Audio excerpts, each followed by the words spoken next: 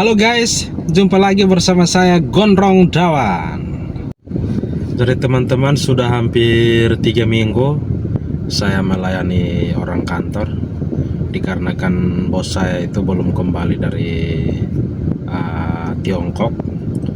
Jadi saya diperintahkan untuk membawa orang-orang kantor selama bos belum kembali. Tapi selama 3 minggu ini memang sungguh luar biasa capeknya. Ya mau gimana lagi, tapi memang kebiasaan saya itu biasanya membawa bos besar ya. Jadi aktivitasnya itu kurang. Nah ketika saya disuruh melayani orang-orang kantor, memang sungguh capeknya luar biasa. Karena memang kalau jadi operasional ya seperti itu. Jadi pagi kita berangkat dari rumah ke kantor, ya paling kita parkir sebentar, kita harus pergi ke bank. Setelah dari ke bank kita balik lagi, mungkin berapa saat lagi harus pergi lagi ke bank, ganti-ganti orang. Jadi ya lumayan capek. Nah setelah setengah 12 saya harus kembali ke rumah untuk mengambil bekal untuk membawa ke kantor.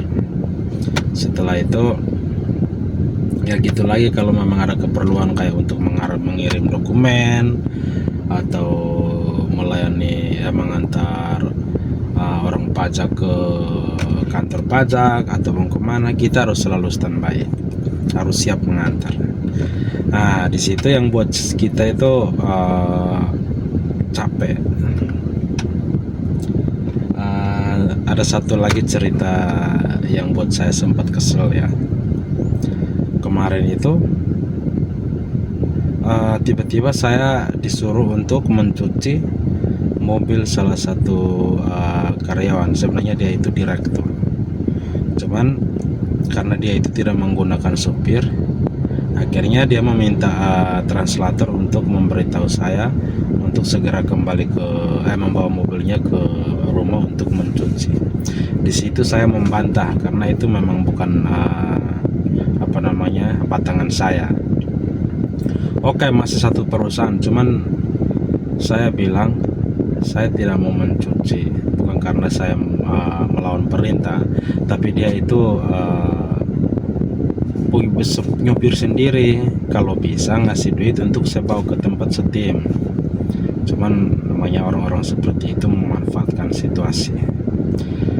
Cuman beberapa saat kemudian karena kita debat soal itu, akhirnya mereka berubah pikiran dengan alasan harus menjemput ada asisten rumah tangganya untuk belajar masak ke tempat saya tinggal. Di sana kan ada tukang masak ya yang bisa udah mahir lah. Jadi asisten rumah tangganya itu disuruh ke tempat saya untuk belajar masak.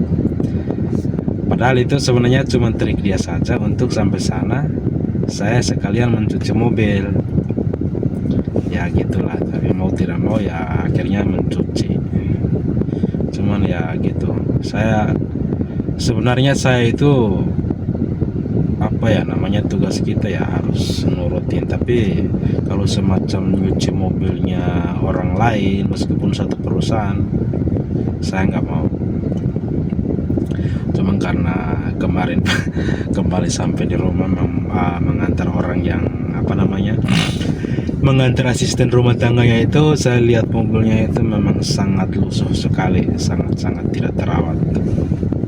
Jadi akhirnya saya memutuskan untuk mencuci, dan itu memakan waktu sekitar 2 jam lebih karena mobilnya itu sangat kotor sekali.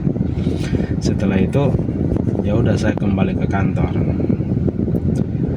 Baru sampai di kantor, belum sempat makan siang udah ditelepon lagi, kita mau ke bank. Astaga, saya bilang saya harus makan dulu karena sekarang sudah waktunya makan. Jadi kalau bisa saya makan dulu, nanti kita berangkat lagi.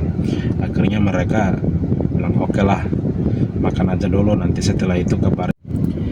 Jadi itulah realita seorang supir operasional. Mau nggak mau harus jalan, karena memang kita saling membutuhkan.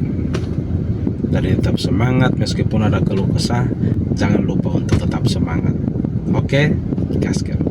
Jadi teman-teman kalau bisa bantu saya dengan like, comment, and subscribe.